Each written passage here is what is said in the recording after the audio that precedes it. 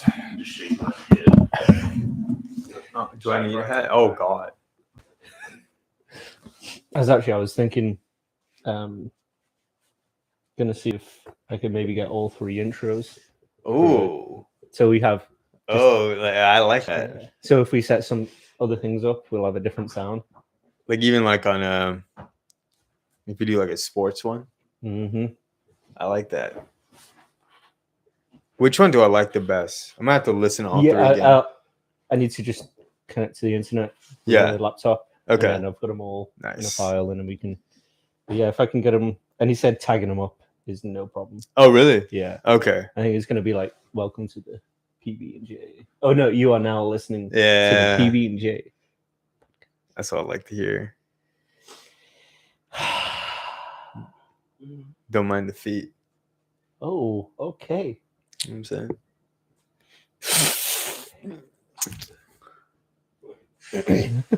Check.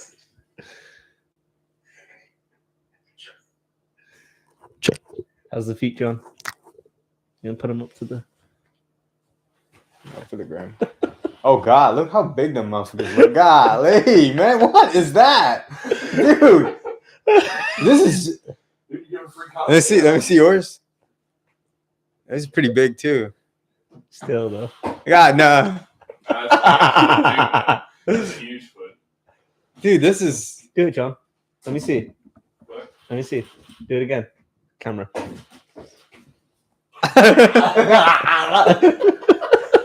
We are live. Foot fetish on a Sunday. Nightmare. Ready? Yep. Steady. 3, 2, 1, and. Let's do it. All right. Welcome back. Episode 37. 6. Oh, 6 or 37. 7. Fuck me, right? I put 36, but is it 36? Yeah, I think it is 6. 36. John was 35.5. Oh. John was bonus. Which we will be talking about More in like this episode. 0.75. Mm. More of a 3/4, not half. You want to do it? Mm-hmm. You want to do it? No, You look like you want to do it. No. I got Rock, paper, scissors. Rock, paper, scissors. Rock, paper, scissors. Ready? No. Come on. Come on. Rochambeau, go. All right. Rock, paper, scissors. Winner doesn't do it. Ready? Go on 3 or go. Go on 3 or go. Go. Okay. Rock, paper, scissors, go. Fudge. Okay. We're gonna get right into it. I ain't gonna do an intro. Go. Welcome back to the podcast. Episode 36 here. We are the PB&J. I'm just kidding. Now we can restart that. These are the terms and conditions. Yeah. You don't need to hear. All sales are final. Fewer subscription advice. Go. Welcome back. Episode 36 of the JNPB podcast. Experience. Some kind of variation. How we doing? All good. About 80%. 80%? Yeah. That's better than 50. As the listeners can tell, about 20% on the sound, but yeah. The mental? Yesterday was about 60%. Today we're at 80. Oh, okay.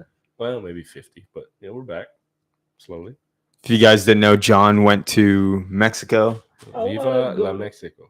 this past week. He was there for about everywhere, 6 man. days. Yeah, for 6 days. Calculated it. From last Sunday to Friday, 6 days, 5 flights, 12 hours of flight time, 4,916 miles. Distance traveled. That's not including hours in a core, and everywhere you go in Mexico is at least 45 minutes.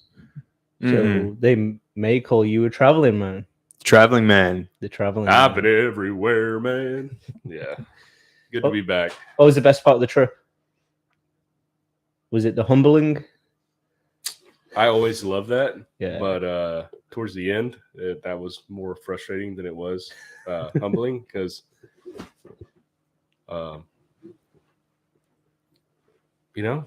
Mexicans, when you're in their cities. Hey, gringo no bueno. So you get a different kind of treatment. Ooh. So I mean, it's something as simple as I want that candy bar, and they'll just look at you like, I know what you said, but I'm going to look at you until you don't want that candy bar anymore. Oh, really? So there's not like so much more like a pleasing.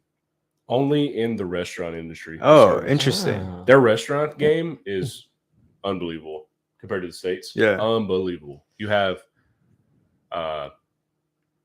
anywhere between 2 and 4 waiters for your table. Oh, wow. And they are just running and gunning. But like on the streets, on the it's streets like they get, like mad disrespect. I had to stop at a pharmacy. You know, when in Rome, don't drink the water. Sometimes the food. Little stomach issues. And that pharmacist, she was not happy. We had a guy there that helped translate. And even he said, he's like, oh, she's very mad. I was like, oh, what the hell? Sorry, I have stomach issues. Sorry, I have a weak stomach. But no, it really is great. Favorite part, the food, of course. Ate lots of food, good food. Very, very like OG Mexican food, all the way to good steaks. So, I think I'd like to experience that because it was kind of like similar to when I went to France. Oh, really? I'm not welcome. Like, they're super rude. Very. Like if you had changed your accent up like to an American, you think they would have been better too? No. Yeah, so they're just like rude people. Because I even like I knew a little bit of French back then, but I wasn't like fluent. Je m'appelle James. Exactly. Me poupou. So asking for like pain au chocolat or something at the bakery. What the fuck you just saying? I know he said chocolate. I know Yeah, he's some on my skin. La pain? Bread? I know he did some on my chocolate bread. Yeah. Oh, Yeah. So I wanted that from a fresh bakery in France. So I'd said it like five times, and the guy was like, 5 guys, and the guy was like, he started speaking English to me, and I'm like, fuck you. I'm trying. I am trying. Like I'm. That's messed up. Yeah. So he gave me the pain au chocolat, chocolate bread, but he gave me one like out of the like the display cold and just gave it to me, and I'm like, fuck you. You're not even gonna go one more. So I had cold chocolate bread, but it's sounds similar to. It's so cucked. But it sounds similar to it's just like. Yeah, I'm not even gonna deal with you. I know exactly what you want, and when you go to a foreign country, you want to kind of try and integrate into the culture and use language if you can. Yeah, and if someone did the same to me over here, I'd be like, I'd see they're trying. I'll help or whatever, but I'm not gonna be as abrupt and be like speaking their other language because you can speak that language and someone else trying to speak yours can't do it fluently. It's like it's just very disrespectful. You know what's funny? When non-native English speaking people come to this country, we try to like mimic that. Like we start speaking broken English to see if they understand Spanglish. Even though if you think about it, that shit still don't make sense. Like, why the fuck are we like, no, this, yes, that? I'm like, no, what the fuck? Regardless of what you say, they're not gonna understand it. No. But we try to whether you say it louder English or slower, they will not understand. Yeah, it's just funny. Like, hey, how are you? Good. Like, no, it doesn't matter what you say. You cannot poop. Yeah. On the sidewalk. The poop. No. It doesn't correlate. It's just funny to me when people do the broken English to try and understand them or they understand you. It's just so funny. It's going to be so easy when this head transplant thing comes along and everyone you can translate translate through real time. Would you rather speak the language or understand the language if you could choose one? I think I'd rather speak it. Speak it. Yeah, I think so. I understand it. Yeah, I really understand it. Yeah. Which I would say, like going this Mexican trip, like I was in 3 different cities: Cancun, Puebla, Guadalajara, and I knew more Spanish than I thought. For sure. Like I could pick up on conversation, be like, oh, okay. But I cannot speak it back whatsoever. Like if they said a full sentence, I'd just be like, baño, sí, papi. See, papi. Oh, he's talking about the bathroom. Okay, that's good. And it's funny to me as well, you know, when you hear people over here speaking Spanish, or when you hear people French, whatever it is, it sounds so intriguing. And you're like, oh, that sounds like they're having a real, like, big conversation. They're probably talking about like, oh yeah, I clipped my nails last night, and I took a massive shit in last night, guys. Flew off into my eyes, and yes, but it sounds like so intense, and you're like, oh, wonder what they're talking about. And then you pick up on words, and you're like, wait, that doesn't sound like baño, you know? Someone had a massive, language. All in all, it was a great trip, though. Yeah. Super great trip. I'm glad you're back.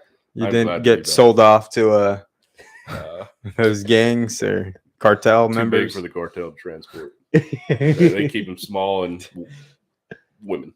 That's just women. Small and female. Small female. Oh. Good Mexican trip. Welcome back. Thank you. Welcome back, listeners. Well, since we're speaking of Mexican, I've got just right off the dome. I haven't done this in a while. I don't even know what we call it. I think it was the damn segment. Damn. Oh, John's favorite word.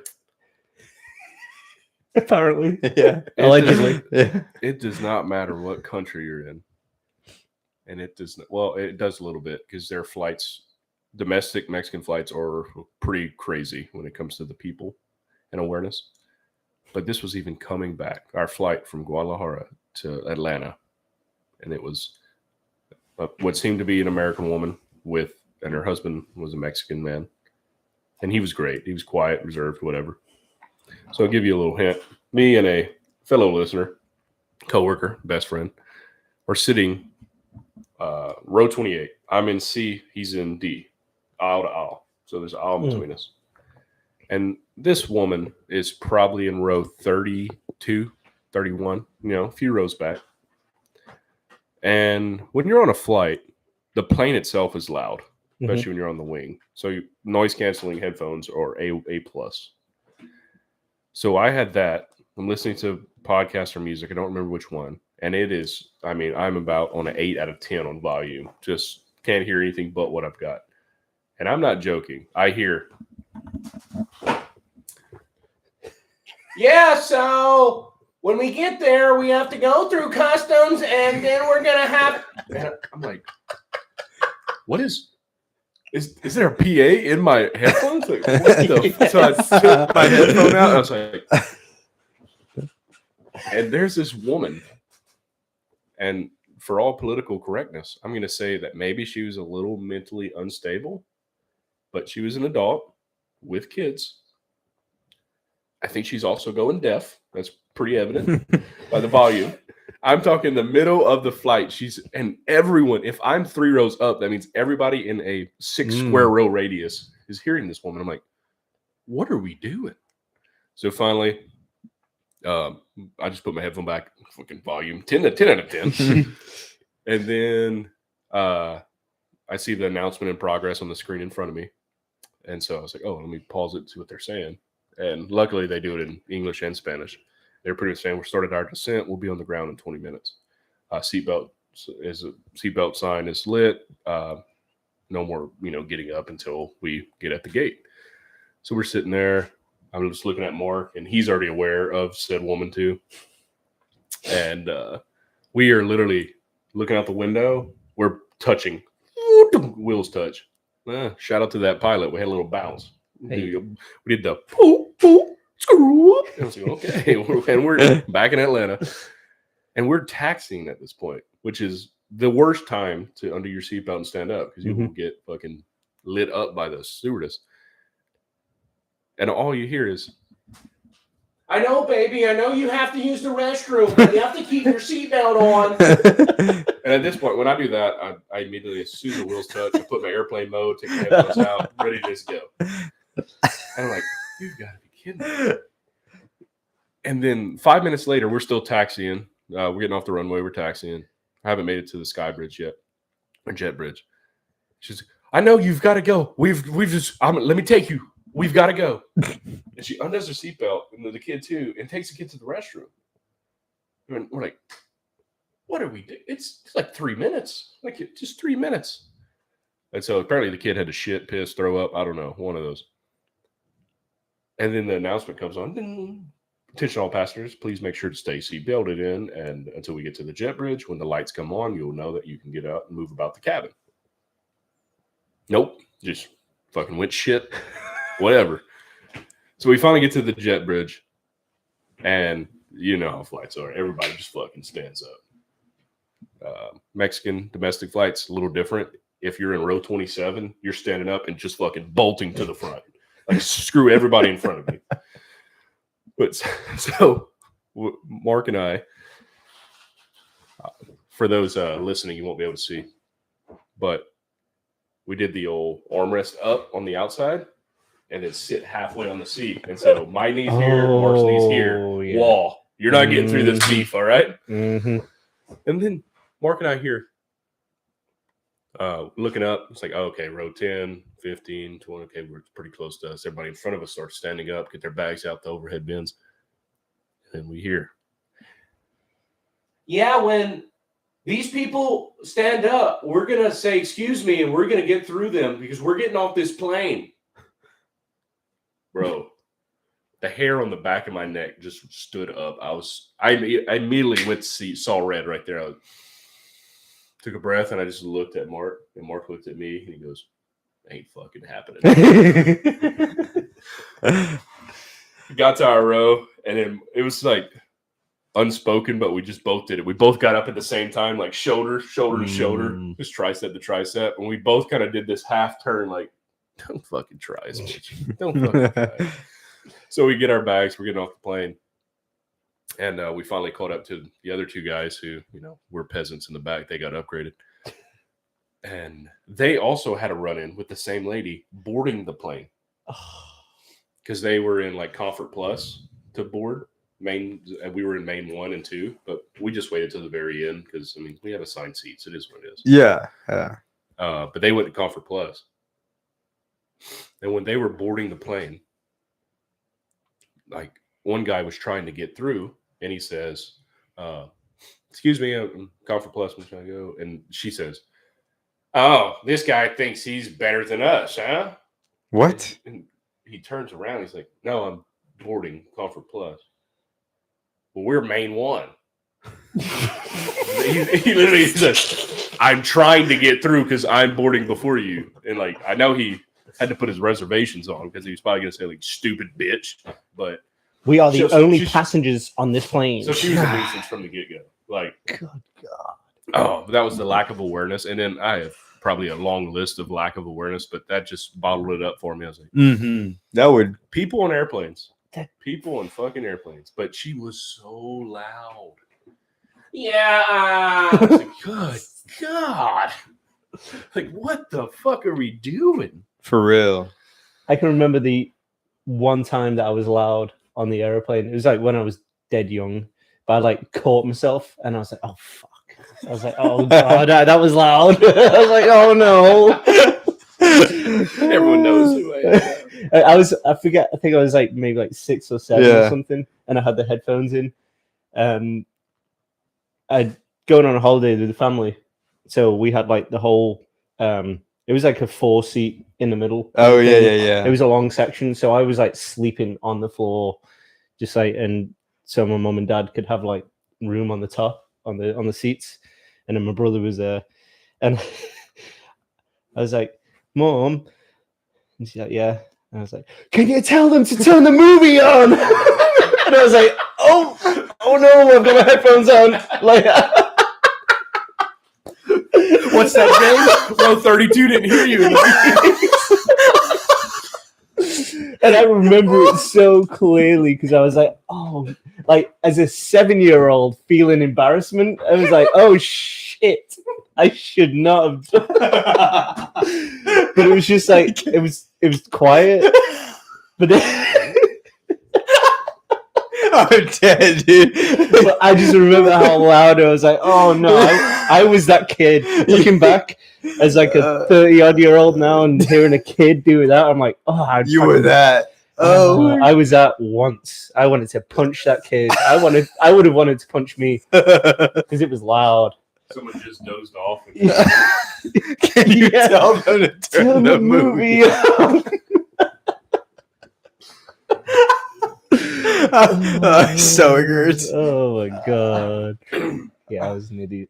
But that what happened once, and now never again. yeah, I've flown enough, unaccompanied minor and all that kind of stuff. I'm just like you see people, you see these ignorant, friggin' unaware travelers, and it's like you are like They're acting like they are in their own house. I'm like, they are passenger number one. yeah, They are main priority.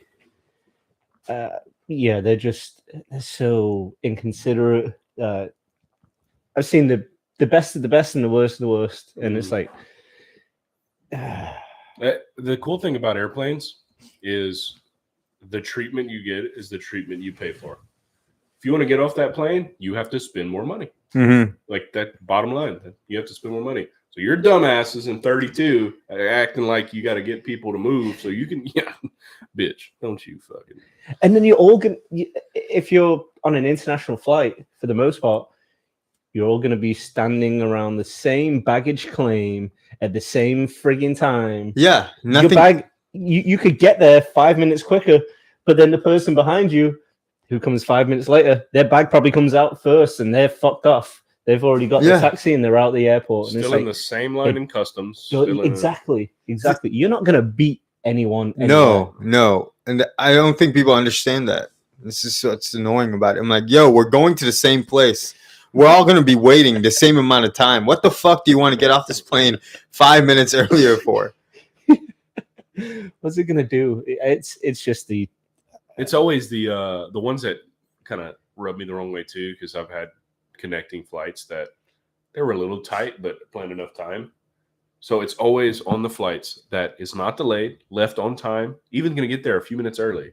And you hear them like when a plane gets to the jet bridge, they stand up and they're like, yeah, I've got a connecting flight. It's like, okay, but you fucking planned that, didn't you? Yeah. And we're here early, all right? So you can shit the fuck. No, I'm just kidding. Like, you planned that way. Yeah. It's your planning. You could have took an hour and a half flight. Okay, so there's only one flight a day, but you still planned that. Like, you don't think, if this is my home destination, you don't think I'm ready to get home? Mm-hmm. Or if I have a connecting flight, what gives you, seniority over me getting to my connecting flight? It's like, it's always me. Yeah, I've been in a situation where I had a connecting flight, and it's like going from like, a domestic flight into an international one. So I was like 45 minutes. I had 45 minutes to, kind of do everything. But even then, I would never like, excuse me, like I need to go, like, and now I'm like, no, I'm gonna wait my turn, and then I'm gonna book it once I get off the fucking plane. But before that, I'm sitting in my seat. When it's my turn to get up, I'm getting up, and I always get the aisle seat because I can control when people in my aisle get up, and I ain't getting up until it's my time to go. The biggest pet peeve I have is the people behind me just getting up and start like putting their fucking fat ass beer belly like over my fucking seat and like reaching up on my fucking overhead bin trying to fucking grab their bags. About to drop their bag on your head. I'm like, I sit as comfortable as I can, so I'm just like this, and I'm touching their little fat ass fucking bellies. Like, I don't give a fuck. Don't come over by me. These people really, it's just annoying. Stand your ground. So annoying. My time's more valuable than yours. Yeah, like really? If anything, your time is not as valuable as mine. Like, get out of here, man. Yeah. So stupid. Oh, traveling. Yeah, awareness level. Traveling. Zero. It just, I know it happens on a day-to-day basis, but when you're traveling, it just like sticks out like a sore thumb. It's like, oh my god, Mm-hmm. So annoying. it's so dumb. It is. So dumb. The last thing on the airplanes, we're getting absolutely raped in the United States. Well, probably shouldn't say that on YouTube. Graped? We're getting raped Graped. in the United States on travel. Because at the end of April, I have to go back to Louisiana, so I was looking at buying a ticket. I haven't bought it yet. The lowest I found is $473 to go from Atlanta to Lafayette, which is a shorter flight than flying. For instance, we flew, I had to do it twice, but Cancun to Puebla. It's like a 2-hour flight. It's pretty long. It's like 70 something dollars. And to get upgraded to the first class and first row, which is not really much of first class, but free drinks and stuff. Total ticket price is like $82 per person. And that's to go 2 hours. Like it's a 2-hour flight. It's 1,000 something miles. Jeez. But for me to go to Atlanta to Lafayette is $473 plus taxes and titles and fees and whatever the fuck they charge you. Might as well just go to Vegas. Yeah. Tell them to meet you in Vegas. It'd probably be cheaper for all of you. And it's a wedding too. Until we get married in Vegas, it's cheaper there too. Hey, You yeah. go to Little White Chapel. It's so dumb. Married in the Flamingo. So when we all get super rich, private jet. Oh, Yeah. PGA. Yeah, and at the very least, we just rent that bitch out when we need it. Mm, Don't yeah, own it. It's yeah. expensive as fuck now, but rent that 20,000 West Coast to East Coast. Is that what it is? I think so. Yeah. Shit. Imagine an international flight. Yeah, dang. Dude would have been now $300,000, four and a half, now 5. Hey. Wow. That's wild. But yeah, that was the end of the trip coming back, so I was ready to get home. Mm. Being disrespected. The disrespect by fucking Deaf McGee back there. And she had an annoying voice there. That's what made it worse. Oh my god. Also, super drunk guy on the plane. He got up to go to the restroom at least 4 or 5 times, and he was like 5 rows ahead of us. So he would stand up and like put each hand on the compartments and walk and do this. And when he passed, I was like, "Oh yeah, that's beer." Like he's just sweating beer out, and he's damn, dude. I know people don't like flights, but geez, I don't think I've ever had a single drink on a flight. Oh, have you not? Yeah, no. Even the Before or international ones, huh? before or during. Yeah, Oh, never. Yeah. That's funny you said that because only the first time I had one when I went this Christmas. Oh, really? But it was because it was like complimentary. Yeah. You don't have to Yeah, you don't have to pay for it, so that. I'm Yeah. like, why not? I'll have a gin and tonic or something Yeah. like that. She had a wine. But it's like, it kind of, I don't know, it soothes you a little bit. Yeah, it I don't does. care about flying. Yeah. It's Yeah, same. It's just Yeah. a taxi ride. Yeah. But it was like, it's part of the experience, I suppose. But I wouldn't get sloshed. No chance. No. Sitting at a frigging bar or at home, you feel bad enough when you're Oh my gosh. you're yeah. on just like ground that's still. So being up in the air and be like, oh, Yeah, no chance. Especially you have like a 13-hour flight. You're drinking, let's say, 4 hours, and then you take a nap. You wake up. There ain't nowhere in hell you ain't hungover. Fuck that. No chance. Especially on those long flights, you can get drunk, so hungover, Yeah. sober, and drunk again. Yeah. Oh no, thank you. No. just a bender on the plane. Yeah. I've drank with probably I'd say 50-50. Yeah, or drank before, like went to the bar and got a drink. Especially if I fly by myself, Mm. A lot of people do that. I get there early. I'll just go to the bar and kill time. Yeah, but by no way am I belligerent. And then see, that's like playing roulette. That's Russian roulette because I have hand to the cross, hand to the Bible. I have pissed on a plane one time, and it was a damn near emergency. We flew into Dallas, and it's Dallas Fort Worth Airport. It's in Dallas, but you swear you land in Fort Worth and have to taxi all the way to Dallas. So you're just sitting there like, oh my God. Not going to do like that woman in Unseen. Oh, it was photo finish. And I'm a large human. And those bathrooms on the planes were Oh my so gosh, tiny. yeah.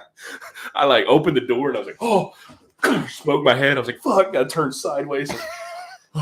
That's the only time I've ever been in a bathroom on a plane, and I hope that's okay. Wait, really? That's the only Only time? time ever. What? The longest flight I've ever been on was like 3 hours, 45 minutes. Oh, I okay, can yeah. just push through. I go right before we board and hope to God that everything settles. Wait till we go Oh yeah. to Asia. Yeah, you don't want to use the toilets. I'm gonna tell you that. That's the thing on the plane. As soon as I feel that I need to go, I'm like, I'm going. Yeah, I'm gone. I can't be Yeah. that uncomfortable No. sitting there.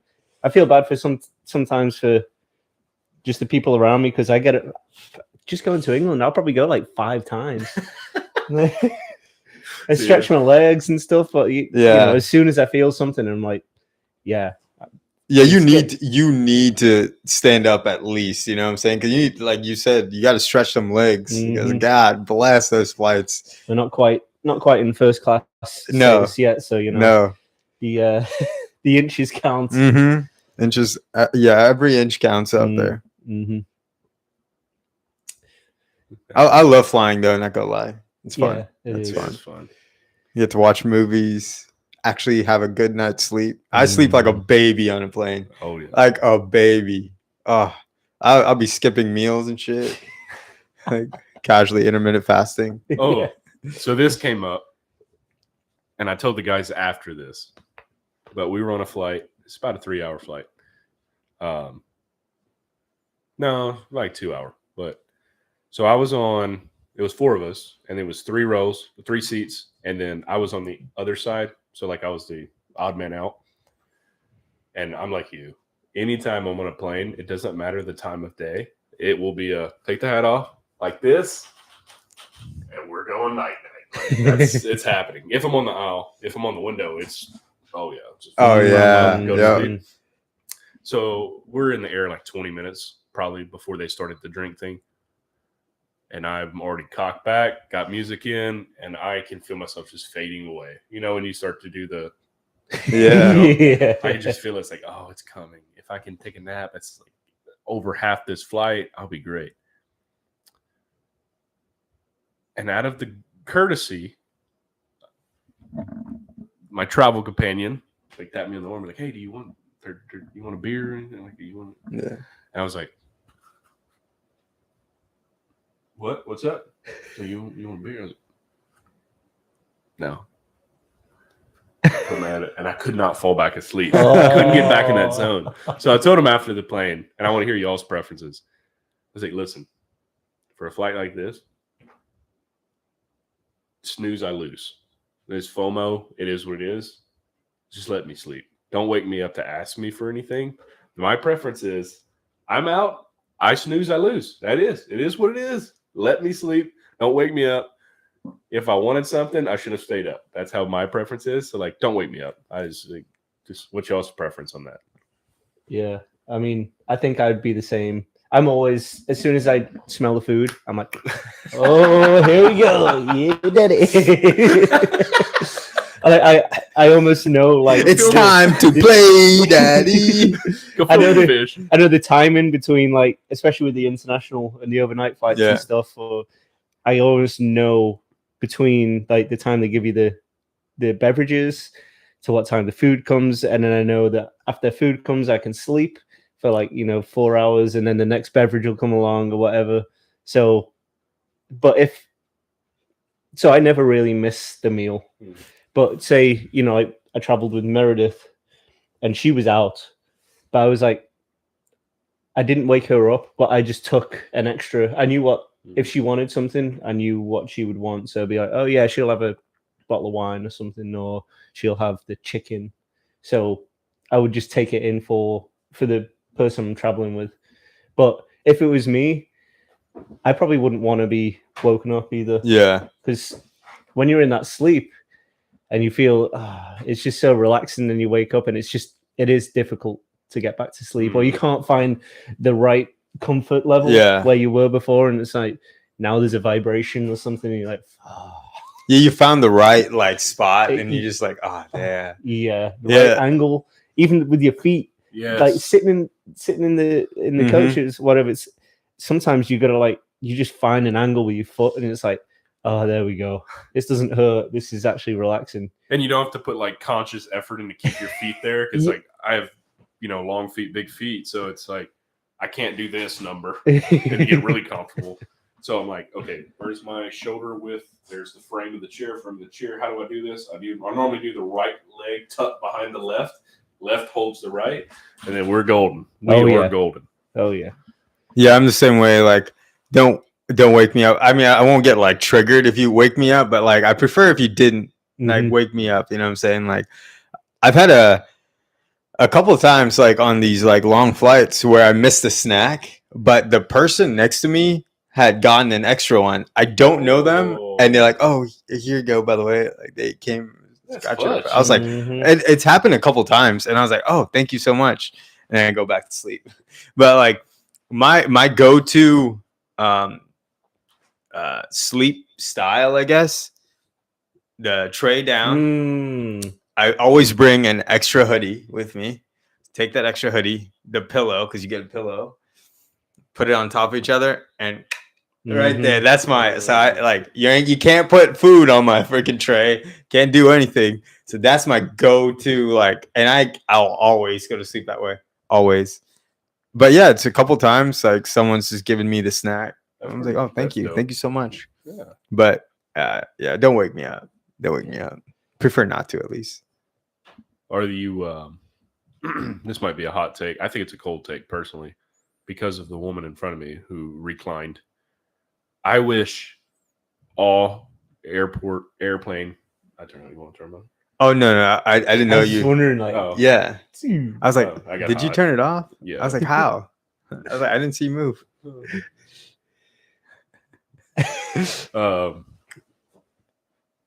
The woman in front of you. Oh yeah. I wish all airplane seats were stationary and didn't have the option for recline. Dude, like, and I am right here. I was watching a movie, even though I turned to watch Bruce Almighty. You ever watch Bruce Almighty? Oh yeah. I love that movie. Put it on the plane, subtitles, great. Listen to my music, been watching it. It's like, oh, this is awesome. Now it's down on my other head. Now I'm gonna get a crick in my neck. I'm just like, yeah. On the other flight, Mark had the same thing happen to him. Some guy was just like, not only did he recline, he was just like, getting comfortable and stuff. And Mark had his iPad off the tray. His iPad came and he just goes, like, there shouldn't be any recline on the fucking seats. Like, just fucking lock that bitch in. Yeah. We're flying. Yeah. We're all fucked. All our backs hurt. It is what it, but no, we got fucking Steve Jeff went over here. And then, I just put your feet up. Yeah. Dude, one of my biggest pet peeves on a flight too. It's like, because I always feel bad for the person behind me because I hate it being done to me. So I'm like, I will never do it to someone else unless like they're doing it to someone and everyone in my row is doing it. I don't feel like too big of a shithead. So then I'll do it. But whenever someone does that to me, first of all, it messes up my sleep. Oh yeah, my sleep style. Right, I go like this, cramp your neck. Now I'm like this. You know what I'm saying? I mean, that's a herniation coming my way right there. I mean, I'll make it so uncomfortable for them that they're doing like they would regret it. Like my knee is like in there. I've gotten so many look backs like because I'm just like and I get that face and I'm like, that's when I'm really mad. It's like I have like an underbite that comes out. I'm like, what the fuck? Like a little bulldog. You like that lower lumbar support, you son of a bitch. And I'm pressing on the fucking screen. Like I'm making pressing on the tray. Dude, I'm making your fucking sleep as uncomfortable as I can because you just made my entire life uncomfortable. I don't get it. Just make them stationary. Please. Yeah. Please. Yes. The only way, just like you said, the only way I'll do it is if the person behind me has done it or they're like knocked out in sleep Yes. and they've got it done. I have asked before if I was like, Yeah. ask the person, do you mind if I recline? And I don't mind Yeah. that. Yeah, I Yeah. honestly, but don't just assume that you can just Oh my god. bang right in your friggin' face. It's like, If I can sit up normally, you all bitch asses can too. You know what I'm saying? Like, sit the fuck up, please. because of the way the flight, like these armrests are too high compared to a normal plane. But like normally they're like right here on me. I mean, bigger guy. So and they have the little push button of the recline. Like I even get not self-conscious, but I'm aware enough to be like, oh, if my leg hits it or if I have something in my pocket and it hits it, it might auto recline mine on accident. I'm like looking at the road, make sure like mine. Yeah. I look back and like one time, legit, it happened on act. Like I was like, oh, and I just leaned back and then it was like, and I'm sorry. And I looked back and said, I'm so sorry, and I was like, come back up, like. Because it just, I felt so bad. I don't want to inconvenience anyone because that inconvenience me. Yeah, exactly. Like, I think that's the main thing about flying, traveling, whatever it is. You don't want to inconvenience anyone else. No one else should inconvenience you. Mhm. But you get entitled bastards who are just like, oh, it's me. This is my space. I'll do whatever I want. It's like, Oh, some of these people are like reclining your seats like as soon as we're in the fucking air. I'm like, yo, we just sat down.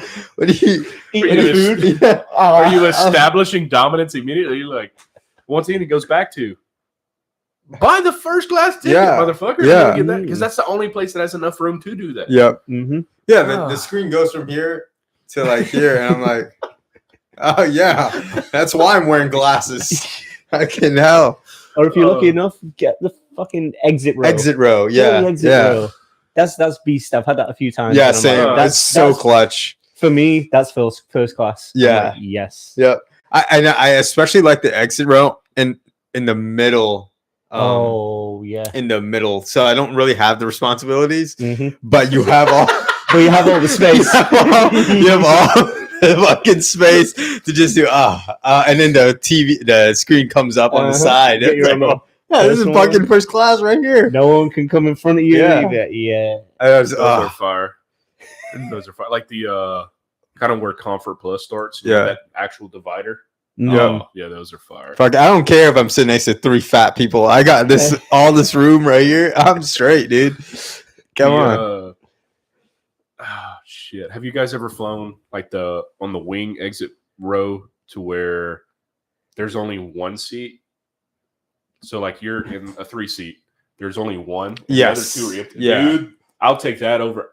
I will sacrifice my screen just to be able to do this. Oh yeah. Yeah. Because there's nothing in front of you. It's only the stewardess sitting in single. Oh my god, that's the best seat in the plane. Mm-hmm. Best seat in the plane. Oh, it's so glorious. The older I got, we can move to a different topic here in a second. But the older I got, the less movies I watched on the plane. I don't know why, but like when I was younger, I'd watch more movies.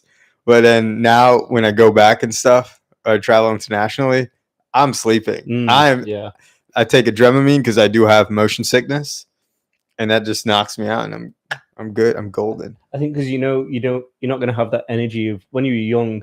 You could be up for like hours and hours and go bang. Next day or when you get there, it's like you're fine. Yeah. But then if I don't sleep on a flight now, going back home, and I just feel like I'm dead. You when you get there, yeah. Like, oh, I have to drive on the other side of the road. I have to be alert. Yeah. And I'm like, I can't do this. It's cold. It's rainy. Haven't had any sleep for like 24 hours. Like if I don't get that sleep, I feel like crap. So I've never taken an international that was that long. Like, what's your sleep time? Like, if it's a 14-hour flight, Good are question. you sleeping 6, 8, or are you doing like increments of 2? Well, for me, because the longest I've done is like 9, so I'll probably get like an hour here or there, and maybe try and go for like a solid like 3 hours. Okay, 3 or 4 hour block is perfect. But then if I can get like, I'm a person that can work off like power naps. So if I can get half an hour or an hour here or there, I feel fine. I feel regenerated, at least for, a good 8 or 10 hours before I need another little cat nap. But if I can get like a solid block of 3 or 4 hours, I'm good. Yeah. Yeah, that's solid. But yours are a bit longer. Yeah, mine are one would be like 13 to 15 hour flight, and then the other one is like a 9 to 11 hour flight, depending on where the layover is.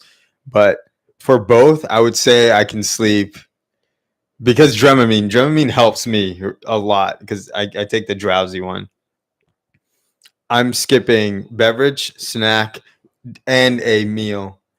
So probably like 6 to 8 hours. Oh, okay. Yeah. So I can sleep quite a long time. I'll probably finish 2 movies. The rest of the time I'm sleeping. The rest of the time. And then I do the same thing for the other flight. The flight from Japan or Qatar or wherever that connecting flight is to Singapore is a lot shorter. So I'll watch one movie and then the rest I'm sleeping. Okay. Yeah.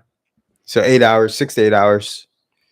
We're gonna have to document everything when John goes on a fully international flight. Yeah. Yeah, because I know I could sleep like a mother lover on a plane, but I don't know if my body would allow me to sleep that long. Oh, you'll be surprised. Yeah. You'll be because I don't have motion sickness, but I'll take Dramamine just to fucking go. Yeah. Dude, like I don't like sleeping either, like at all. But for some reason, when I take flights, it's when I catch up on all my sleep that I miss. It's like, all right. Why is Aaron only going to Malaysia for 3 days? Oh, sleep. Sleep. Yeah, I need to catch up on my sleep. I love the long flights though. You can play some games on there. Do you remember we played games? We went to New York. Oh yeah. They have the poker. They have tic-tac-toe. They have the I Spy. They have trivia. Trivia. Yeah, trivia is fun. When we went to New York, Errol and Rooney were sleeping, and of course, Aaron fashion. I took pictures. So one picture of Rooney just like, and Errol. It's comfy. Both of them had their mouths open, sleeping. Dude, I died. Died. So comfortable. There's a way your body can get comfortable in awkward positions, especially on planes. Mm-hmm. Most of the time, I'm sleeping like somehow like this, but I have caught myself like doing the old. Especially if I'm in the middle and I can't really like put my shoulders behind other people's shoulders, I'm just doing the old. Oh, the head down, just all the way down. I want to try that. It stretches out the neck, but also fucks the neck. Oh yeah, you're like You know what comes in clutch? The flaps on the headrest. Oh, the flaps, yeah. Yeah.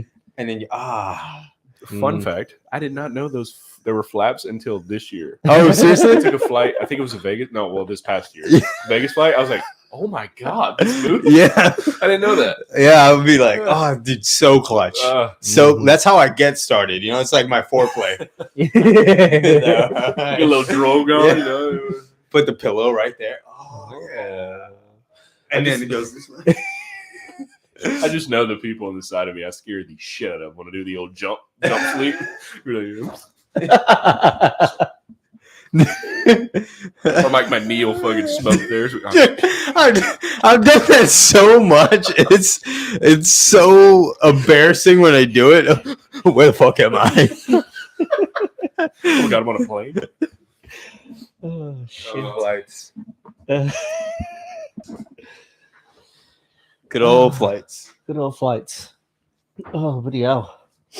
What else we got? What else do we have? Aaron. Bala. Sorry, I was chugging my water. No, I'm about to do the same thing. Let's see it.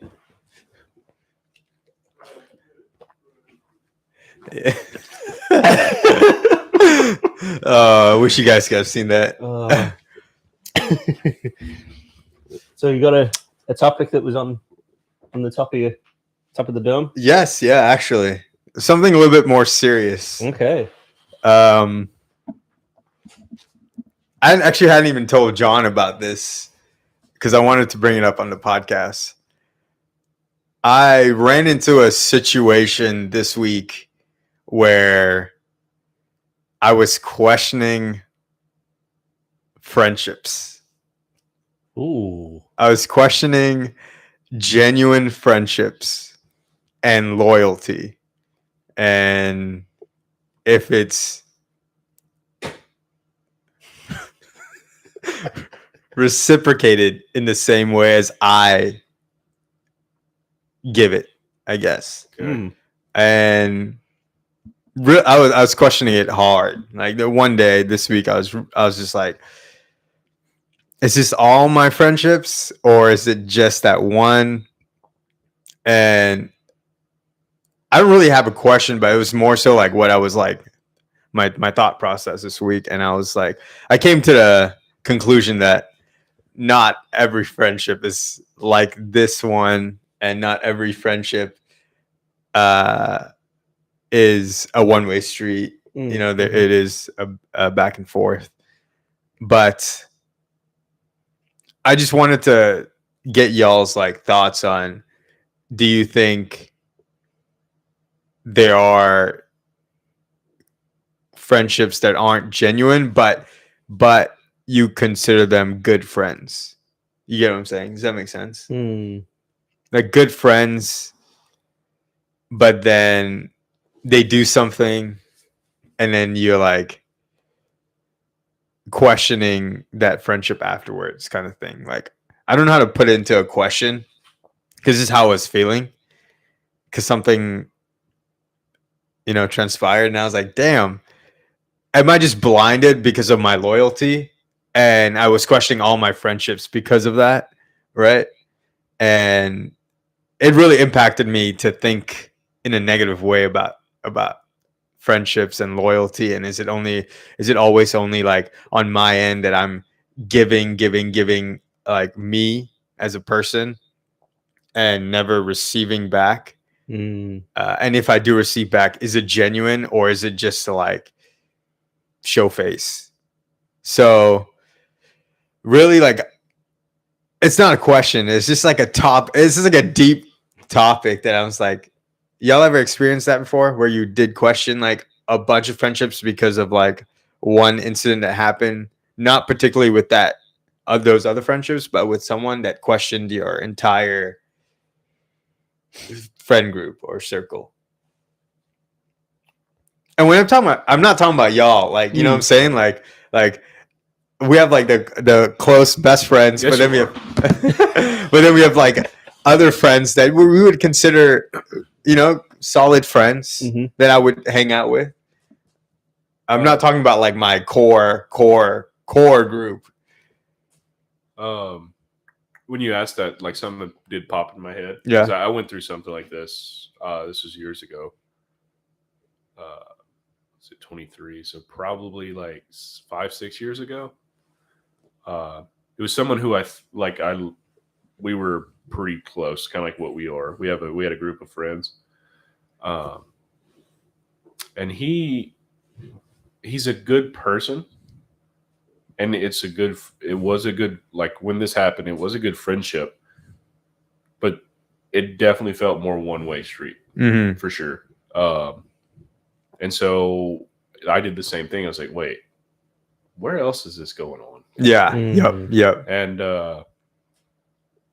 I guess kind of the way it got resolved is I didn't confront him per se, but I told him like how I was feeling. Like, listen, man, like blah blah blah, and like still to this day, I'd say we have a good friendship. Yeah. And he's not a bad person, but he's not a great person. If that Okay. makes sense. So that's where I was able to like find the medium ground, because like I don't want to cut this guy out of my life, but also I'm not gonna, you know, he's not gonna be a fucking groomsman in a wedding. Yeah. Oh, please, please. But I don't.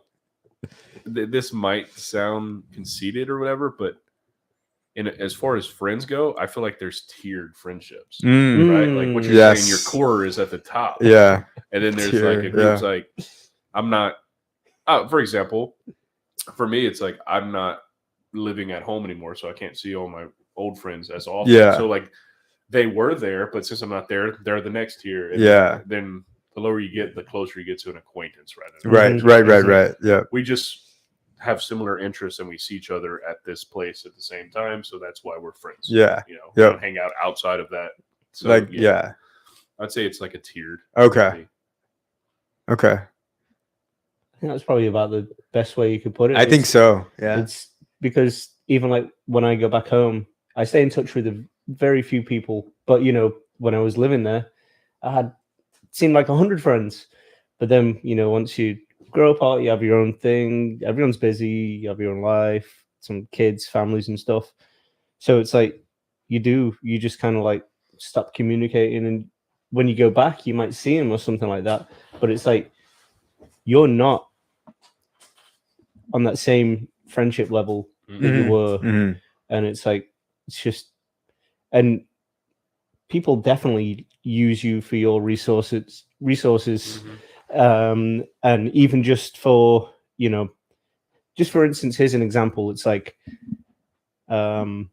I've known someone for a long time, but they haven't been in touch with me for a while. They know I have a truck. Oh, you've got a truck. Let's call Rooney up. Damn. Can you come and help me? And it's like, oh, I haven't heard from you for like 3 years. Wow. Yeah, I've got a truck. Yeah. It's kind of those friendships where it's like they're not bad people, No. but it's just the friendship level. You just kind of drop off, and you might say something on Facebook or Instagram or something like that, a comment here or there, but it's not like you're texting or calling or seeing each other. Right. So it's definitely like a tiered system of like, I think you prioritize, which friends you put in your own tier categories. And you just have to, you could have someone in gold or platinum in your tiers. And a League of Legends reference. Yeah.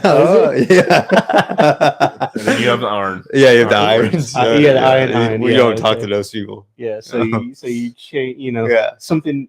I'm just thinking of like examples. You could think someone you're really, really on the same level as someone, and they do something, and then you question it, and it's like you're going down to the iron. Yeah. It's like there's no. For you to question like something a good friend, if you think it's a good friend, you shouldn't have to question like if they've, I don't know, in your instance, I'm not too sure what it is, but it's like if they've said something about you behind your back, that's to me that's like an ultimate kind of like betrayal. Yeah.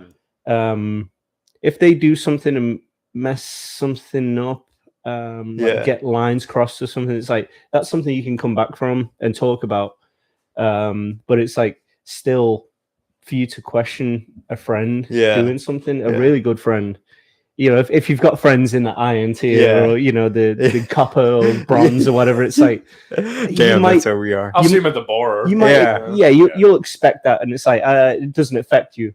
But if you're questioning someone who's up on your like platinum or whatever, and you're thinking like these are really good people who I would trust to, if you had kids, take care of your kids, come and do house or something like that, or just be there for you.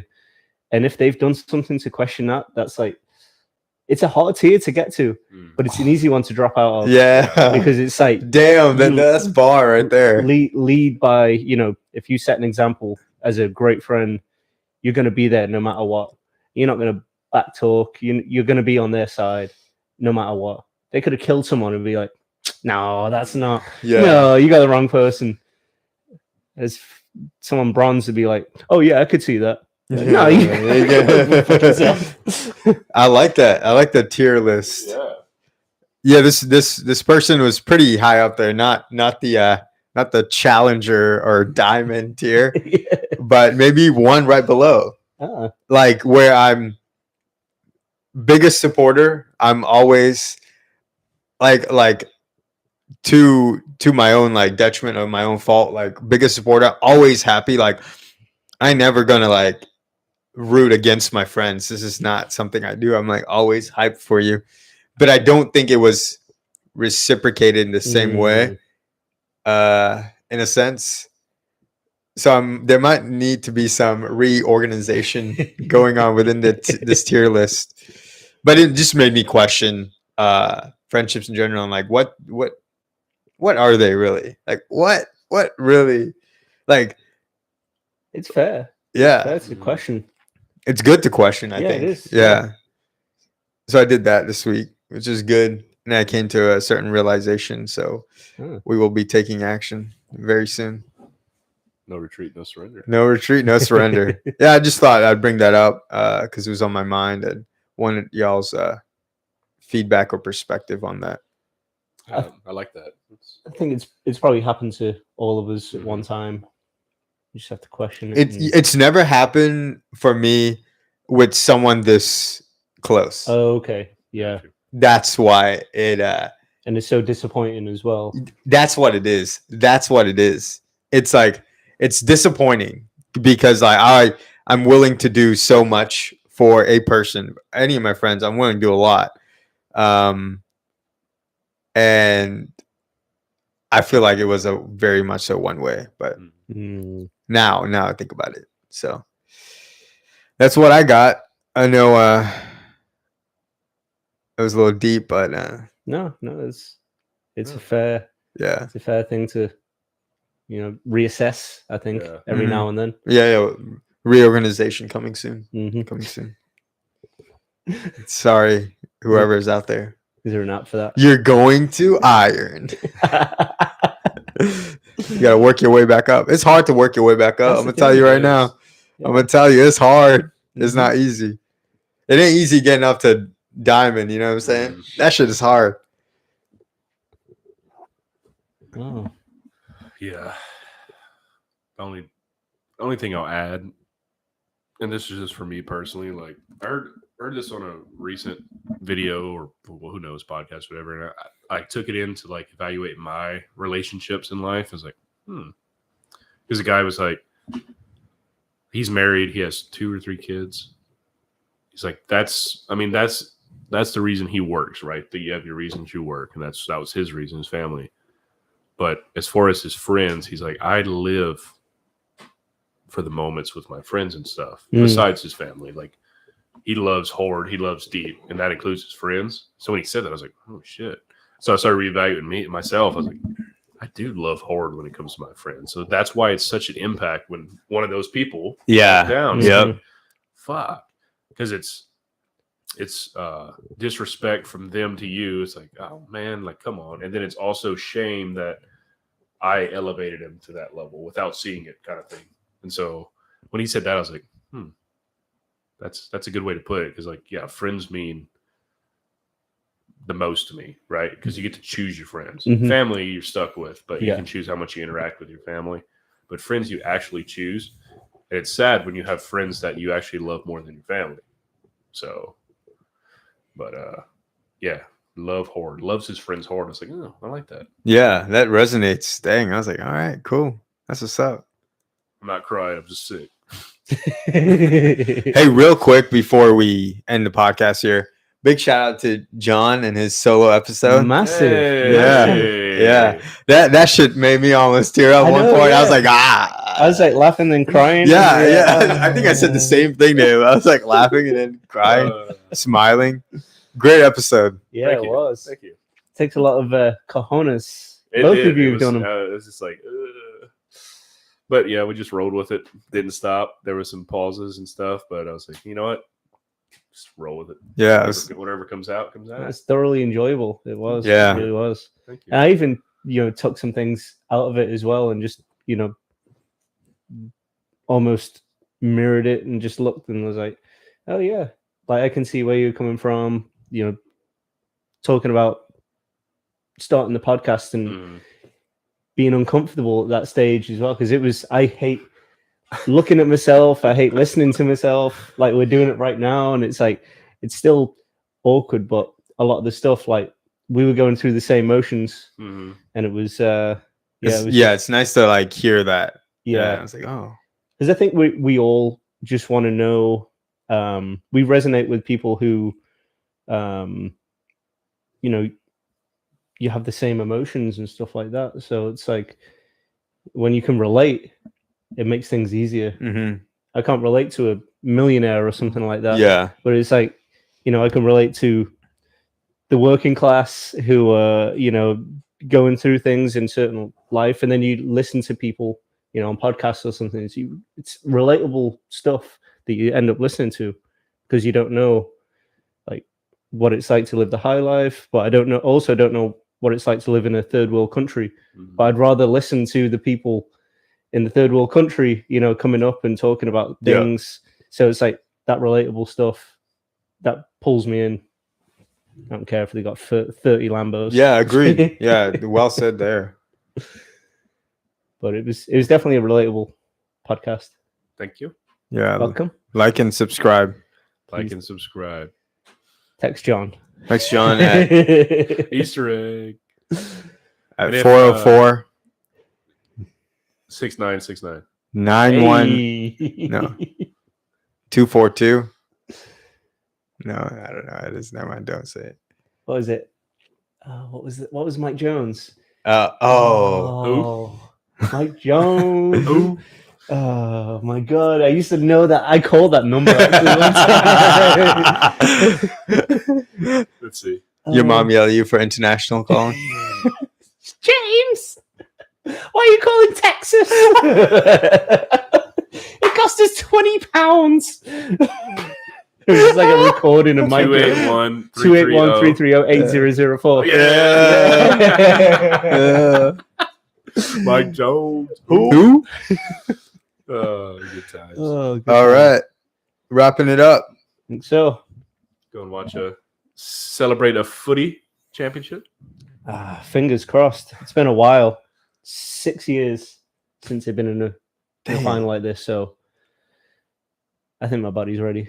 We are ready. We are ready. All right, y'all. Have a great week. Thank you for listening. Much love. Take care of everyone. See y'all.